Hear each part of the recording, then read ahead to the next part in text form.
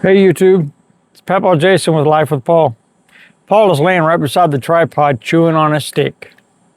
That brings to mind something I want to talk about today is the similarities, the traits that me and Paul share, that we have in common.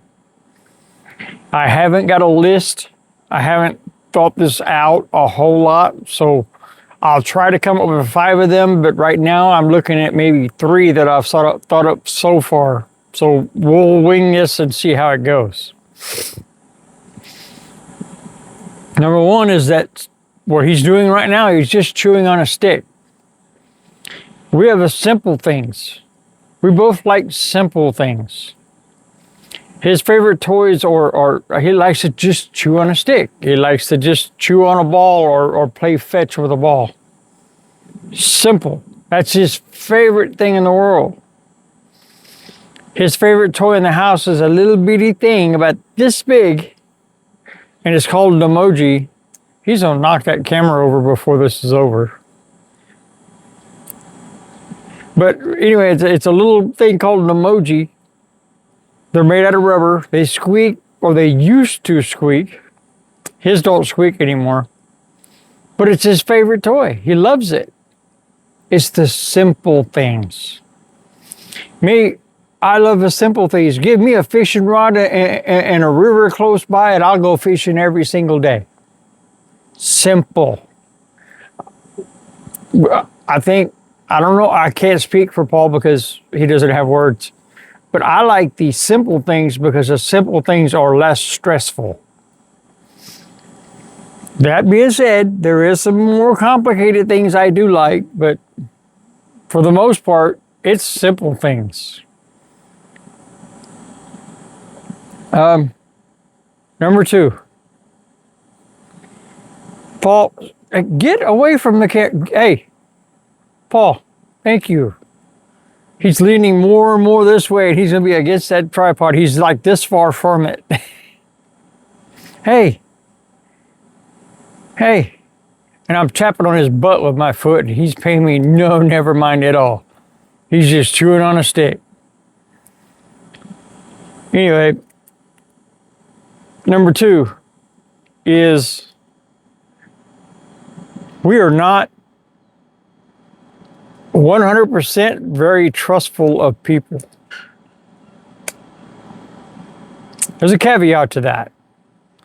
Paul is heavily socialized. If he's out in public, he thinks everybody who went to the grocery store went just to see him. He's convinced of that. That being said,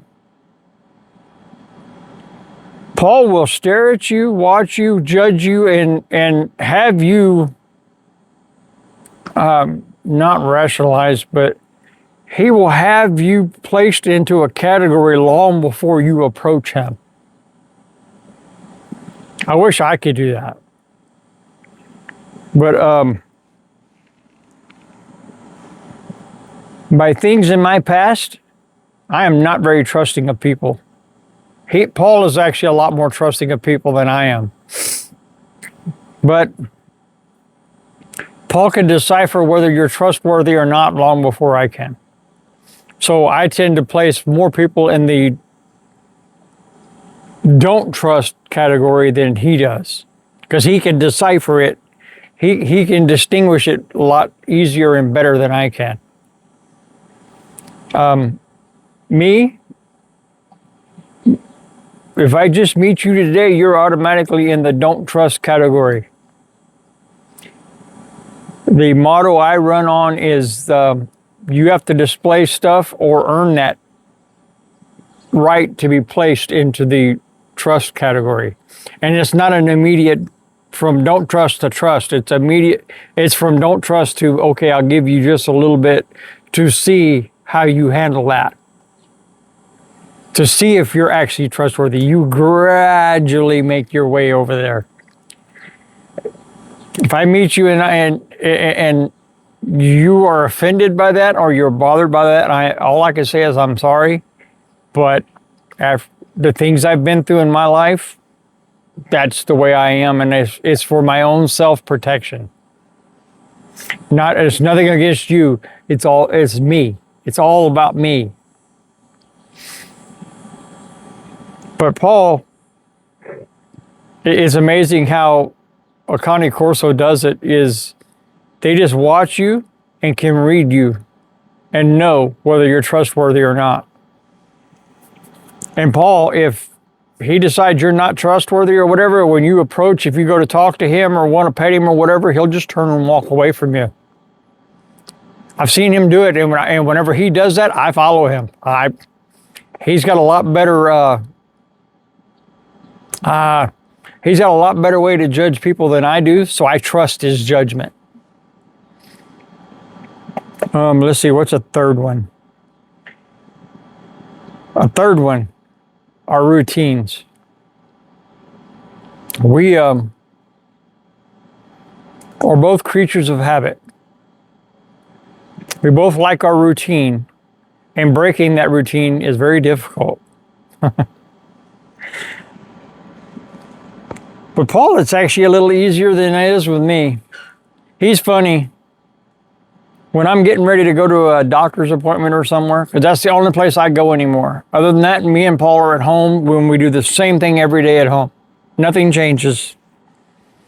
But if I'm getting ready to go somewhere, he knows. And he knows if I go, he's going too. And then he's funny because he'll lay on the floor and pout and act like he doesn't want to go. Yet, when you're out and about, every time we stop the car at a red light, he's whining because he wants to get out and go in wherever we're at. He loves being and going places, but he doesn't like breaking his routine. It's really kind of funny to watch. But for instance, we have a routine. We do the same thing every day. Every day is the same. Nothing changes. It's like we're living in a Groundhog Day. But I've said it before that I'm starting to relearn the guitar again because I hadn't played since my 20s. But I'm trying to learn it the proper way instead of being self-taught like I was in my 20s because I self-taught myself wrong. Uh-oh, Paul, the neighbor dogs are out. You better watch them. He is too. There's no neighbor dogs in the backyard. Paul, come here. Come tell everybody hi. Come here. Come. Hey, here. Paul. Here. Come here. No. Come here. The neighbor dogs aren't going to get you. They're over there. Come. Here. Turn around. Tell YouTube hi. Tell YouTube hi. See, I'm a good boy. Hi, YouTube. Hi to all my fans. Give me a like. Tell them, give me a like. Okay, free. Don't knock my camera over. Stay. But, where was I? I don't remember where I was. What number was I on? Was I on 3? My memory is not what it used to be. Oh yeah, the routine.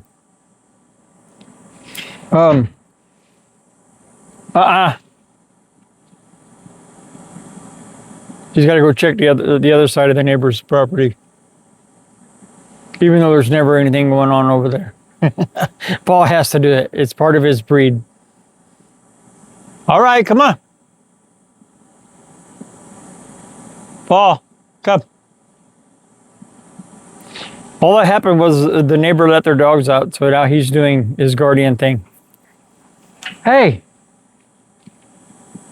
there's nothing going on over there. Anyway, for instance, with the routine is the guitar. I want to learn it properly and not like I used to play it because I taught myself wrong. Well, to learn the guitar, you have to set aside a certain time preferably every day, but it doesn't have to be every day. And it doesn't need to be a long time, maybe 15 minutes a day. That's it. Well, I sit in the house or outside or whatever it is, doing my normal routine, and next thing you know, the day's gone. And I ain't picked that guitar up in, I know, a week and a half. It's probably close to 2 weeks now. How much practice am I getting done doing that? And the only reason I haven't picked it up is because I'm sitting there doing my normal routine. When all I got to do is make one little change in my routine and pick it up for 15 minutes. I like my routine. I'm stuck in my routine. I'm the same as Paul. I act like I don't like to play, but I do. He acts like he doesn't like to go anywhere, but he does. Paul, come. You don't need to go back there. Go lay down and chew your stick again. He's on guard mode. It'll pass in a minute. This is what Paul does. This is part of his. It's part of his breed and part of who he is. It's a Cane Corso thing. Make no mistake, they are guardian breed dogs. And if you don't want a dog to do this kind of stuff, don't get a Cane Corso, because you cannot train it out of them. It's part of who they are. You can work around it, but you cannot train it out of them. What number was I on? I don't remember if I was on 2 or 3. I think it was 3. I don't know. You let me know the number. I forget the number, so we'll just not worry about the number, and I'll just give you some more when I think of them.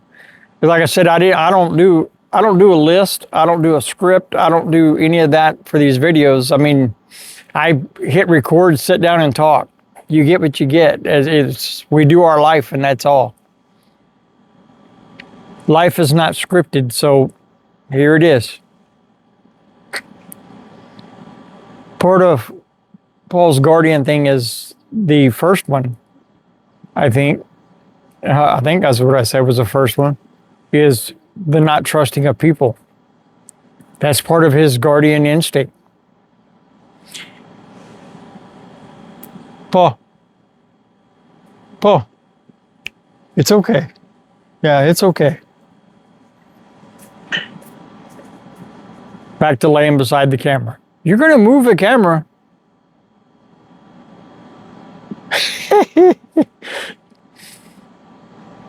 Another similarity to a trait me and Paul have is, see, that's what you get for chewing on sticks.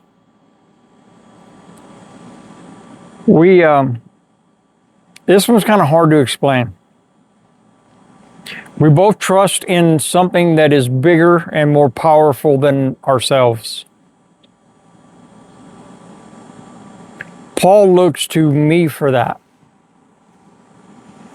Paul trusts me in everything. And it's because I not only did I train him and show him what is worthy to be afraid of and what is not, because we would approach a situation when he was a little guy, a little puppy, and it was the first time he'd ever been around that situation or that person or that thing, and he wasn't sure about it because he didn't know. He'd never been around it. What did he do? He looked to me to see how I was reacting to it. If I wasn't afraid of it, then he didn't need to be afraid of it. He looked to me for his protection. Now that he's the big full-grown guardian dog, I most time look to him for protection, though I'm not sure if he's still aware of that, because still if we approach something and he's not sure, he looks to me. He still does. So I need to put on at least a front that I'm not scared of something, so he won't be. If that makes any sense. He looks to me to provide everything for him. I provide his shelter. I provide his food, his treats, his water, his home. I provide everything for him. For me, I believe in God. I believe in Jesus Christ. I don't. If you don't, if you want to believe in something else, that's up to you. I don't hate you for it. My God tells me I'm to love you anyway, and that's exactly what I'm going to do. But I believe in a power that is higher and bigger than me. One of the most profound statements I've ever been told was once in my life that, there is a God and you're not him. I carry that with me because I'm not. I'm not a God. I'm a human being just like everyone else. I'm no better. But there is one that is bigger and more powerful than me. And I believe in him. If you want to know more about him, let me know, contact me, and we'll talk about it. I'm not going to alienate you or shove you away if you don't. That's not what God taught us anyway. So, yes, we both believe in something bigger and more powerful than ourselves. It's just his belief is in me. My belief is in God. But it's still the same belief.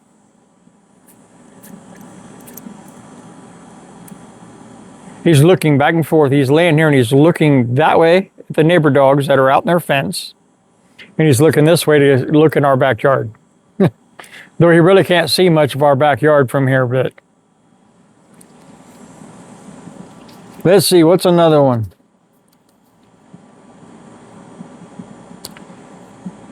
Another one, we both have that guardian instinct.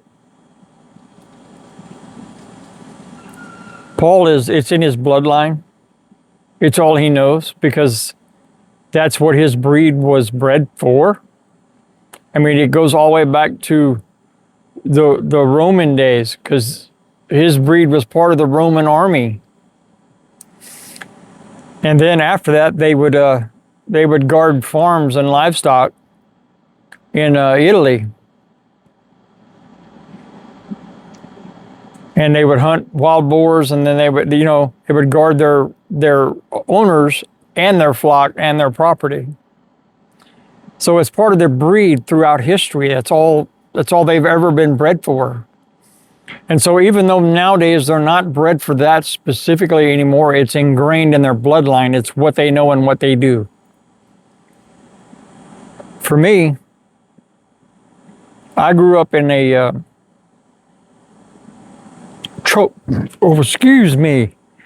troubled childhood, and a lot of it was of my own doing. But it taught me to be very protective and very guardian-like of myself, my property, and the people I love. Seen a lot of bad things that you don't wish to see. And those have taught me to be very guardy. I guard myself physically from physical harm, but I also guard myself from emotional harm as well. So me and Paul have that in common. We're both kind of, I don't know, you can call it standoffish, but it's really not. It's a guardian instinct. I keep people at a distance to guard myself. If that makes any sense. Paul does the same thing. If he's in the house and he hears a noise, he barks to keep that, whatever it is, at a distance to guard himself and his household. We have that in common. It's a characteristic that we do. A lot of times we don't even think about it or even realize we're doing it.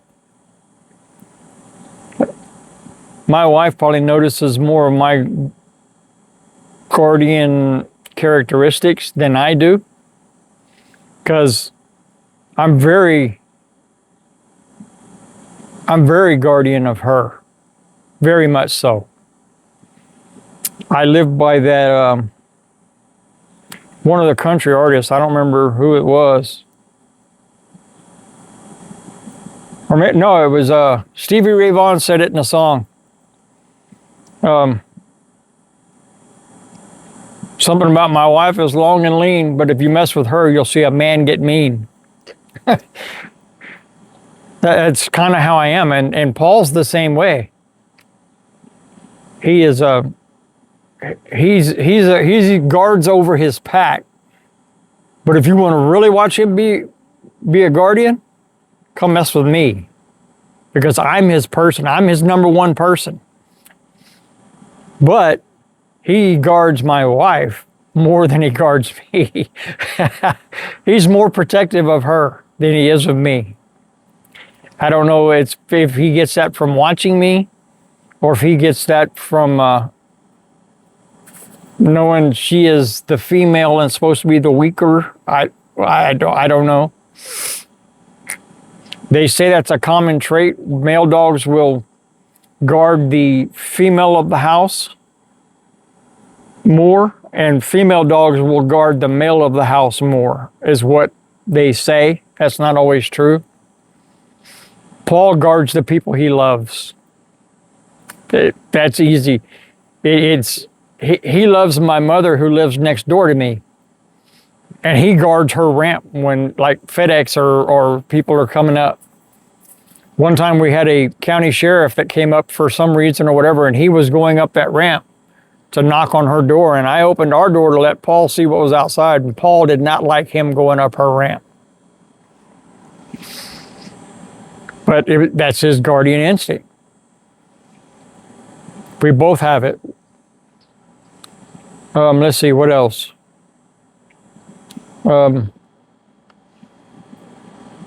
We both like to be outside. However, we don't like the heat so much. We don't mind the heat, but in small doses. Like right now, I'm already getting too hot and I'm already ready to go in. But a video in my little trailer is not as photo inducive as being outside. Paul, he's one of those, he does not want you going outside without him. He always wants to go outside. I love cigars. And my wife enjoys cigarettes. Don't smoke. Don't start. If you haven't smoked today, don't. It's a bad habit. But either time any of us will go out to, he's learned the word smoke. If you ask him, you want to go smoke, he'll jump up and start heading to the door. Because he wants to go outside. He loves going outside. You can lay down. You can lay down there. No digging. Watch your head. Good boy. I know with this camera you can see under there somewhat, but I don't know if you can see where he's at. I have a kayak under there, and he likes laying in the dirt right there because he can see across to the neighbor's house. He can see in our backyard, and he can see this way. It's the guardian. But Paul loves to come outside. It's not always to throw a ball and play. As you can see right now, we're not throwing a ball, we're not doing nothing, but he loves being out here. When I grab the tripod to come make a video, he gets all excited and starts running through the house because he knows we're coming outside. It's part of my childhood. When I was raised, I was raised in the generation where there were no computers, there were no cell phones, there were no video games. And then later on, the video games did come out, but they were not very good compared to what they are today. They sucked. If you're from my generation, you know what I'm talking about. But we went outside. We ate breakfast in the morning, and then we went outside, and we didn't come back until dinner. That's what we did. When we needed a drink in the middle of the day, we'd drink out of somebody's garden hose. We didn't go back to the house. That's just the way we were raised. That's what our generation did. So that kind of sticks with me today. And I love to be outside, but I can't do the heat like I used to. I think it's just part of getting old. It makes no sense. We can't take the heat, but we were in the sun all day long, running on paved streets with bare feet in the middle of the summer in Texas. And I was in South Texas where it was really hot. I don't know. Different tolerances, I guess. But I love being outside, and most of the activities I love doing are outside things. I like fishing, I like boating, I like kayaking, I like riding motorcycles. I like outside things. When I was a kid, I liked riding bicycles, dirt bikes, digging in the dirt. I mean, it didn't matter what we were doing. It involved being outside. We were not raised to be cooped up in a house. Of course, we didn't have anything in the house to really entertain us either. If we were in the house and got bored, then Mama came up with a list for stuff for us to do. We quickly wanted to go outside. That was life in the 70s and 80s.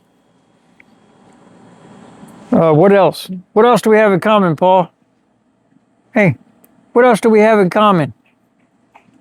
What else? You're a good boy. The neighbor dog barked at him, so he's back to doing his. I'm the bully, big guard dog. He was doing it the other day. He kept going over to the sidewalk and he stand all tall with his chest out. And I kept telling him, "Why are you trying to be a tough guy?" But that's part of who he is. I don't know how many that is. Like I said, I lost count at 2 or 3. Sorry. There's 2 things in this world I have trouble remembering: numbers and names. So you get what you get.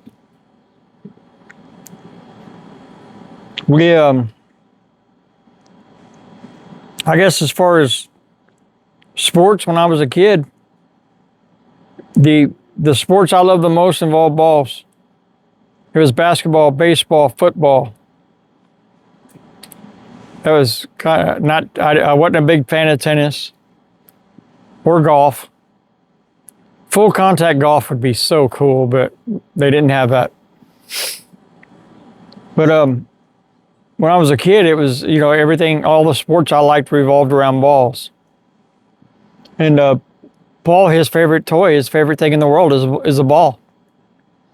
So I guess we have that in common.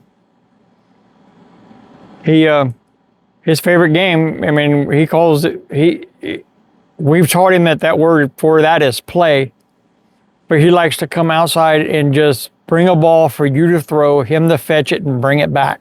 That's his favorite game ever. Hey, it's easy, keeps him entertained, it helps him release that energy he's got built up throughout the day. It's perfect.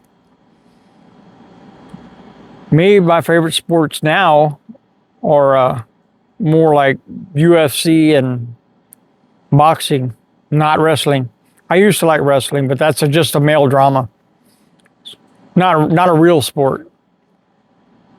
Well, those athletes, yes. Is that a sport? No. It's all pre-scripted. Come. Paul?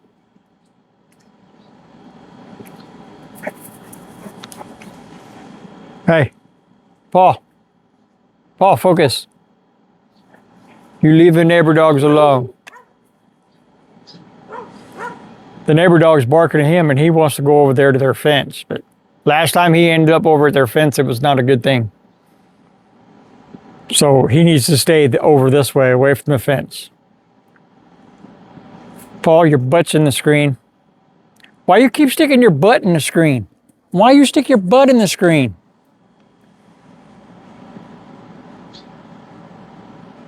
Paul, he just loves attention. That's one thing we don't have in common. Paul loves attention of any kind. Whether it be pets or talk to him or say his name, or his favorite is scratch his butt. But he loves attention. Me, I don't. I'm one of those that I'd rather just be in the room. And when I met my wife's part of my wife's family, I met her brother and sister, and I'd already met one of her brothers, but I met another one that was, at the time he lived in Colorado, and he came down to visit. And we were introduced, and I was sitting in the room, and he pulled her to the side later and said, does he not like us? Is he mad at us? My wife goes, no, why? He goes, because he's so quiet. He just sits there and he doesn't say anything. My wife had to tell him, no, that's just how he is. And me, that's how I am. I'm one of those, I'll sit in a room, and if you don't know I'm there, you'll never know I'm there, because I won't say nothing. I'll just sit there and be quiet. When it's time to speak, I will speak, but I'm not going to just needlessly talk just for attention. I don't need that in my life. So that's something we have that is different. I don't know. What traits do you and your dog share? I mean, I've seen videos where dogs even look like their owners. They're quite hilarious. I've seen videos where dogs walk like their owners. God, I hope Paul never walks like me, because I have to use a cane and I'm dizzy most of the time, and I limp because I got arthritis in my hips, and I hope Paul never walks like me. So I don't know. Let us know. What does a life with your dog look like? Do you share similarities? Do you share traits? Or are you complete opposites? Maybe we'll do a video on that too, where I share what are traits we have that are the opposite of each other. There's not many of those. And I think some of that is natural. That's why he picked me, because he sensed that about me. And I think some of it is learned. Because a dog is very adaptive. They'll adapt to whoever their owner is. So I think some of that is probably learned, but I don't know. We'll discuss it. Maybe we'll do a video about that. But give the video a thumbs up. Give Paul a thumbs up. He's a good boy. He deserves a thumbs up.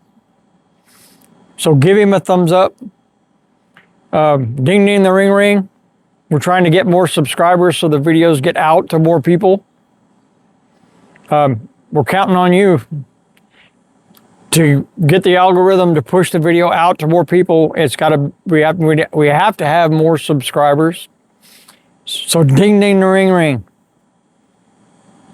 So until next time, this is Life with Paul, and watch for the life lessons, learn from the lessons, and be the best version of you the world has ever seen. And tell your dog me and Paul said hi.